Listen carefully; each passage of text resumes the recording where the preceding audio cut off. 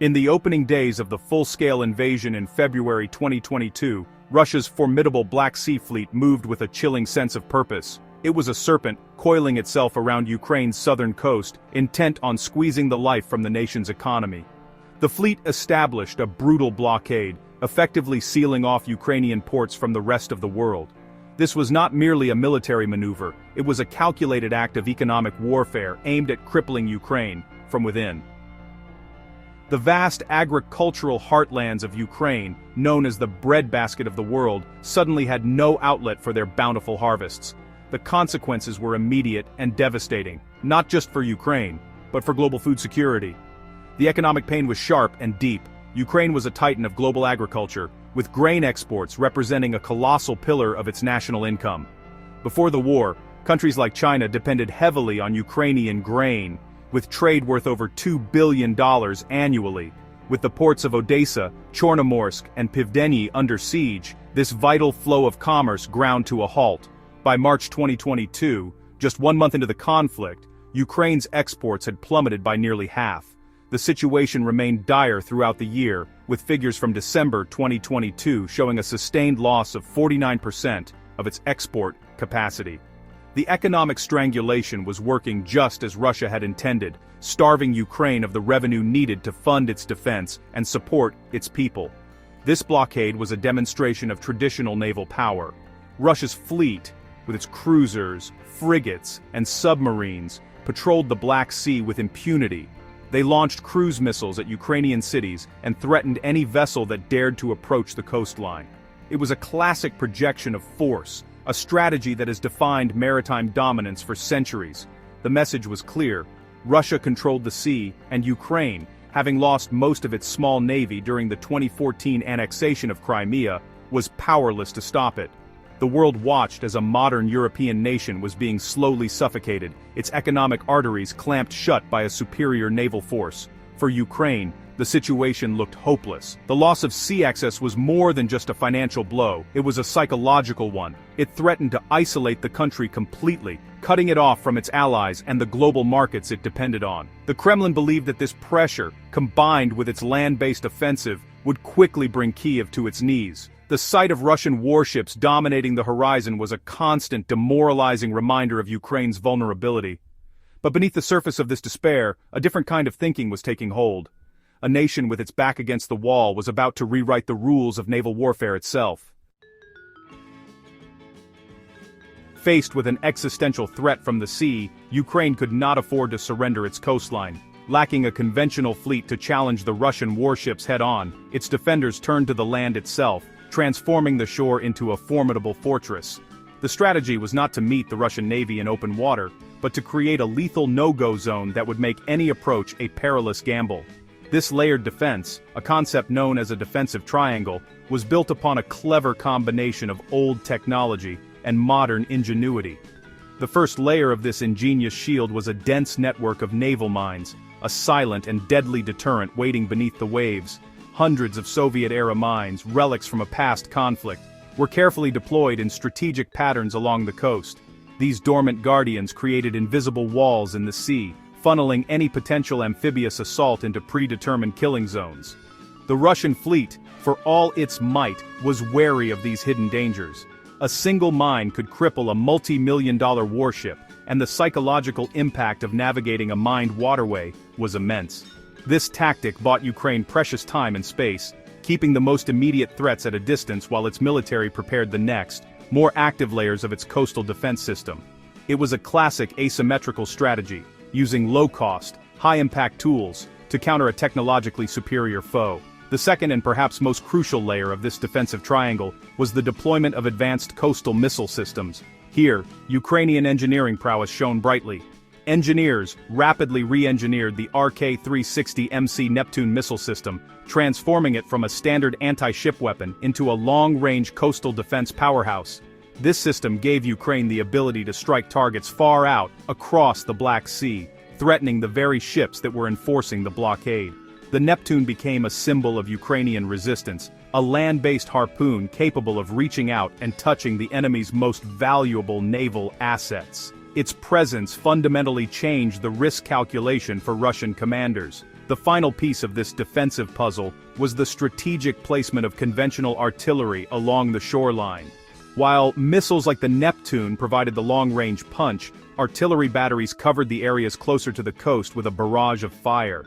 This created a comprehensive defensive screen, ensuring that no part of the coastline was left unprotected. From the deep waters where mines lurked, to the horizon patrolled by Neptune missiles, and finally to the beaches covered by artillery, Ukraine had constructed a fortress of salt water and steel. This tenacious defense made a Russian amphibious landing, once considered a serious threat, an almost suicidal proposition. The coast was secure, but Ukraine was not content with just defending. It was preparing to go on the attack. With its coast secured, Ukraine turned its attention to a far more ambitious goal: breaking the blockade and taking the fight to the Russian fleet. The challenge was immense. How could a country with virtually no navy sink the warships of a major naval power? The answer came not from a shipyard but from the workshops and design bureaus of a nation brimming with innovation. Ukraine began the rapid development and production of a new kind of weapon: unmanned surface vessels, or sea drones. These were not the stuff of science fiction. They were fast, agile, and packed with explosives. This ghost fleet was about to become Russia's worst nightmare. The first star of this new drone navy was the Magura V-5. This versatile USV was a masterpiece of wartime engineering. Relatively small and low profile, it was designed for speed and stealth. With a range of over 500 miles and a battery life of 60 hours, it could loiter for long periods, waiting for the perfect moment to strike. Piloted remotely via a live video stream, operators could guide it with pinpoint accuracy towards its target. Carrying a powerful 440-pound warhead, a single Magura 5 had the potential to inflict serious damage on a large warship. Ukraine didn't just build one, it built them in large numbers, preparing to unleash them in coordinated swarm attacks designed to overwhelm a ship's defenses. While the Magura V-5 was the agile hunter, the Sea Baby drone was the heavy hitter. This larger USV was a brute, designed for maximum impact against static or slow-moving targets. With a top speed of 56 miles per hour and a range of over 620 miles, it was a formidable weapon. Its most terrifying feature was its enormous payload, a staggering 1,900 pounds of explosives. The Sea Baby was the perfect tool for targeting heavily fortified infrastructure like bridges or ships docked in supposedly safe harbors. Its development showed that Ukraine was not just creating a single type of drone, but a diverse ecosystem of unmanned weapons, each with a specific role to play in the coming naval campaign. Adding to this growing arsenal was the Stalker 5.0, unveiled in the summer of 2024. Smaller and stealthier than its cousins, the Stalker was initially designed for transport and reconnaissance missions, capable of quietly delivering supplies or personnel to remote coastal areas. However, its modular design meant it could be easily retrofitted with a 300-pound warhead, turning it into another potent offensive asset. The emergence of the Stalker demonstrated the adaptability and speed of Ukraine's defense industry. In the space of 2 years, a nation without a navy had conceived, designed, and deployed a sophisticated and diverse fleet of unmanned vessels, ready to change the face of naval combat forever. The theoretical power of Ukraine's drone fleet was soon put to a brutal and spectacular test. The strategy was simple, yet audacious: use swarms of fast, explosive-laden drones to overwhelm the sophisticated defenses of Russia's large and lumbering warships. Individually, a drone might be vulnerable to a ship's cannons, but a coordinated attack by 5 or more Magura V-5s, approaching from different angles under the cover of darkness, presented an entirely new kind of threat. Russian sailors trained to fight other ships and aircraft were now faced with packs of small, fast-moving targets that were incredibly difficult to track and destroy before they reached their hulls. The attacks were relentless and devastating. Ukrainian operators, often hundreds of miles away, guided their drones with the skill of video game experts, using live-streamed footage to navigate treacherous waters and home in on their targets. The results were catastrophic for the Black Sea Fleet. One by one, Russian ships began to fall. Corvettes, landing ships, and patrol boats were struck, damaged, or sunk. The psychological impact on Russian crews was profound. The open sea, once their domain, had become a hunting ground. Every shadow on the water, every unidentified blip on the radar, could be a harbinger of a sudden, violent explosion. The pinnacle of this initial offensive was the sinking of the Russian flagship, the cruiser Moskva. While hit by Neptune missiles, the success of that strike was amplified by the subsequent drone campaign, which demonstrated that this was not a one-off lucky shot, but the beginning of a systematic dismantling of the fleet. By mid-2025, the statistics told a story of a stunning and unprecedented naval upset. Ukraine, the nation with no navy, had successfully destroyed or disabled nearly 40% of the Black Sea Fleet's warships and submarines. The pride of the Russian Navy was being systematically dismantled by a fleet of remote-controlled boats packed with explosives. This campaign forced a humiliating retreat. The historic naval headquarters in Sevastopol, Crimea, a symbol of Russian maritime power for centuries, was no longer safe. Under constant threat from drone attacks, the surviving elements of the Black Sea Fleet were forced to pull back, relocating to the port of Novorossiysk, over 600 kilometers away from the main front line. This was more than a tactical withdrawal, it was a strategic defeat. The drone swarms had effectively pushed Russia's meaty navy out of the western Black Sea, punching a massive hole in its blockade and proving that in modern warfare, innovation could triumph over sheer size and tradition. Just as Russia's naval commanders were struggling to adapt to the threat from the sea's surface, Ukrainian engineers were already working on the next evolution of their drone warfare. They asked a revolutionary question: what if a sea drone could not only attack ships, but also defend itself against aircraft? The answer would mark a historic first in the annals of warfare. Ukraine began adapting its naval drones for anti-air missions, turning their Ghost fleet into a multi-domain threat.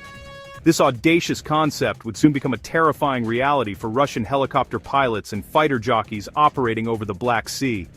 The first breakthrough came towards the end of 2024. In a stunning display of ingenuity, a Magura V-5 drone was armed with a Vimpel R-73 air-to-air missile, more commonly known as the AA-11 Archer. This heat-seeking missile is typically fired from a fighter jet, but Ukrainian technicians had managed to integrate it onto their unmanned sea platform. During a mission, this modified drone detected a group of Russian Mi-8 transport helicopters. The drone operator, sitting at a control station far from the action, locked onto one of the low-flying helicopters and fired. The missile streaked from the sea's surface and found its target, destroying the Mi-8 and damaging two others. It was the first time in history a sea drone had shot down an aircraft. The innovation did not stop there. By May 2025, Ukrainian forces had refined their tactics and upgraded their systems. This time, they armed their Magura V-5s with American-made AIM-9 Sidewinder missiles, another classic air-to-air weapon. In an engagement about 30 miles west of the Russian port of Novorossiysk, a swarm of these anti-air drones ambushed a pair of Russian Su-30 SM fighter jets. The pilots, likely looking for threats from the sky or land, were completely unprepared for an attack from the waves below. The drones launched their missiles, and two of Russia's advanced fighter jets were shot down over the Black Sea. The psychological shockwave was immense. This development completely upended the tactical situation. Russian air power, which had enjoyed relative freedom over the sea, was now vulnerable to attack from the most unexpected of quarters. Pilots could no longer be certain that the waters below were safe. Every drone, previously just a threat to ships, was now a potential anti-aircraft battery. This forced the Russian military to change its procedures, fly at different altitudes, and commit more resources to hunting drones, further stretching their capabilities. Ukraine's engineers had not just created a new weapon, they had created a new dimension of fear for their enemy, proving once again that their capacity for adaptation was their greatest asset. Having pushed the Russian fleet back and established a new kind of aerial threat, Ukraine set its sights on the strategic center of gravity for Russia's southern forces, the occupied Crimean Peninsula. The key to Crimea's role as a military hub was the Kerch Bridge, a massive 12-mile structure connecting it to the Russian mainland. This bridge was more than a symbol of Russian occupation. It was a vital military supply line, a logistical artery that fed the war machine. Ukraine knew that crippling this bridge was essential to isolating the peninsula and disrupting Russia's ability to wage war. The Sea Baby drone, with its massive payload, was the perfect tool for the job. In June 2025, Ukraine launched its third and most audacious attack on the bridge. This was not a simple strike, but a complex operation involving precise timing and immense explosive power. Using their advanced Sea Baby drones, Ukrainian special forces reportedly managed to plant over 2,000 pounds of explosives on the bridge's support structures. The resulting detonation caused catastrophic damage, severing a critical section of the bridge and halting the flow of military traffic. The attack sent a clear message to Moscow. No target was beyond Ukraine's reach, and the logistical foundation of its occupation was crumbling. The strikes were not limited to the bridge. Ukraine waged a persistent and punishing campaign against the naval bases themselves. Sevastopol, the historic home of the Black Sea Fleet, became a ghost town for warships. The constant threat of drone and missile attacks made the harbor untenable as a primary naval headquarters. Even after Russia relocated the bulk of its fleet to the supposedly safer port of Novorossiysk, the attacks followed them.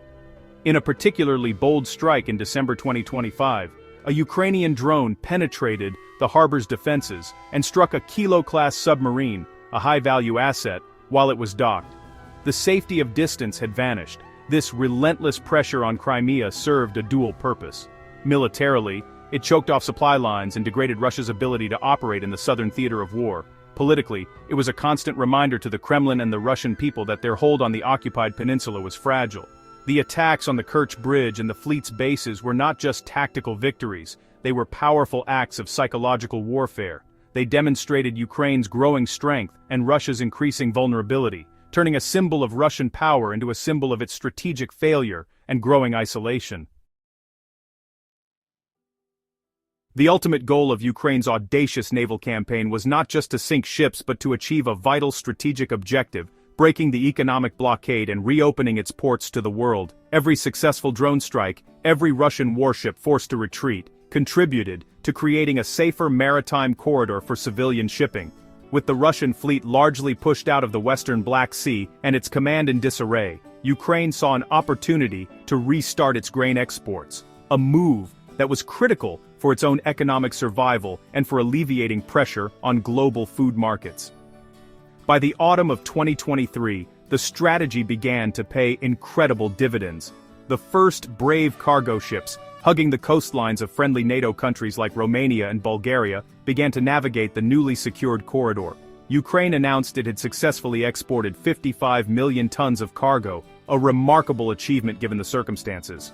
This success created a powerful feedback loop. The revenue generated from these initial shipments was plowed directly back into the country's defense industry, funding the production of more drones, more missiles, and more of the innovative weapons that made the corridor possible in the first place. Economic recovery was directly fueling military strength. The momentum continued to build. By the end of 2024, the volume of exports had soared, nearly doubling to 88 million tons. The world watched in amazement as a nation under full-scale attack managed to resurrect its most important industry.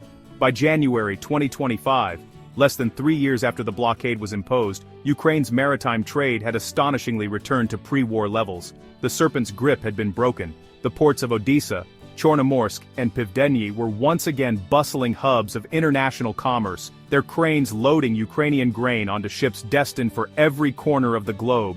This economic triumph was as significant as any battlefield victory. It demonstrated that Ukraine could not be strangled into submission. It provided Kyiv with a desperately needed independent source of funding, reducing its sole reliance on Western aid and giving it greater autonomy in its long-term defense planning. The reopening of the grain corridor was a testament to the country's resilience, a direct result of the courage of its sailors, the ingenuity of its engineers, and the strategic brilliance of its military leadership.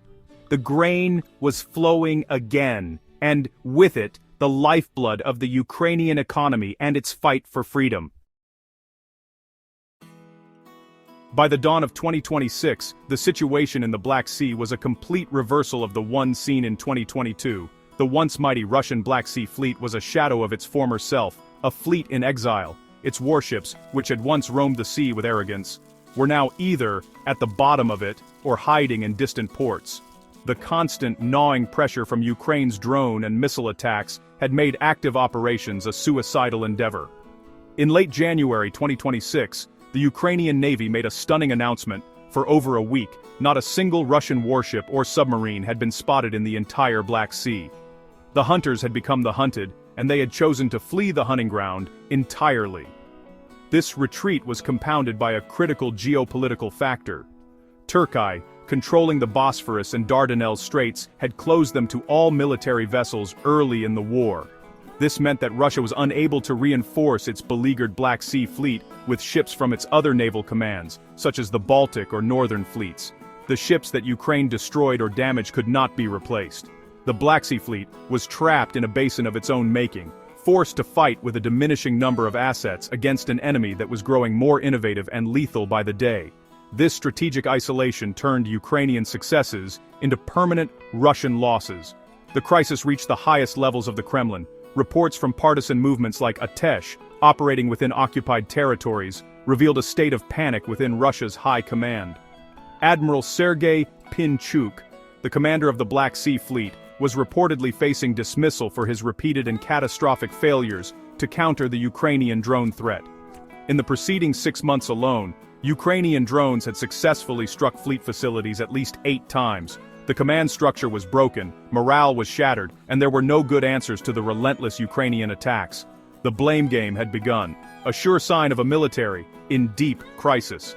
The retreat from the Black Sea was a humiliation of historic proportions. Russia, a nation that has always prided itself on its naval power, had been driven from its traditional maritime sphere of influence by a country that, for all intents and purposes, did not have a navy.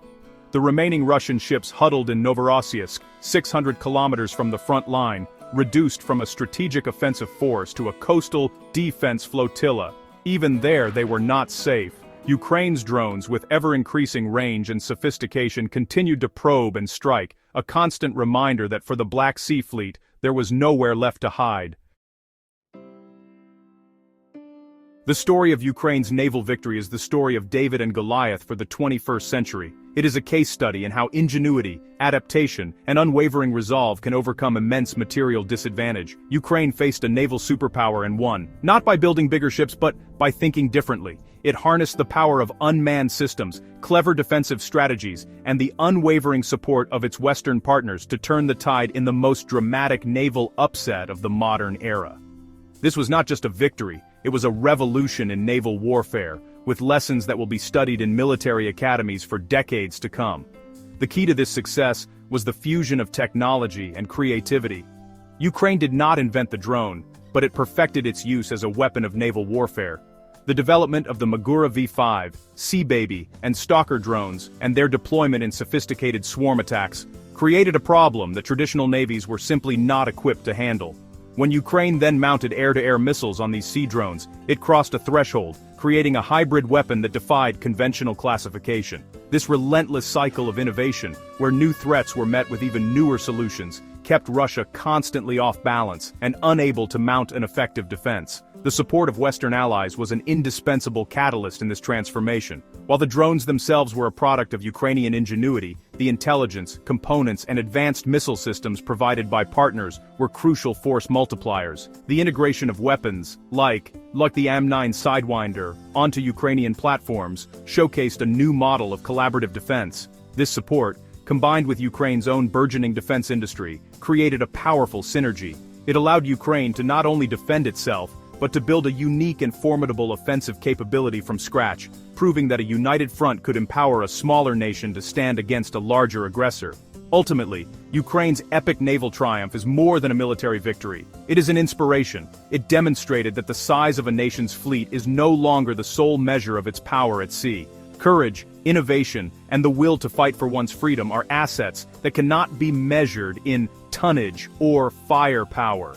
By breaking the blockade, restarting its economy, and forcing the Russian fleet into a humiliating exile, Ukraine did not just save itself from strangulation. It wrote a new chapter in the history of warfare, one where the ghost fleet of a nation without a navy ruled the waves.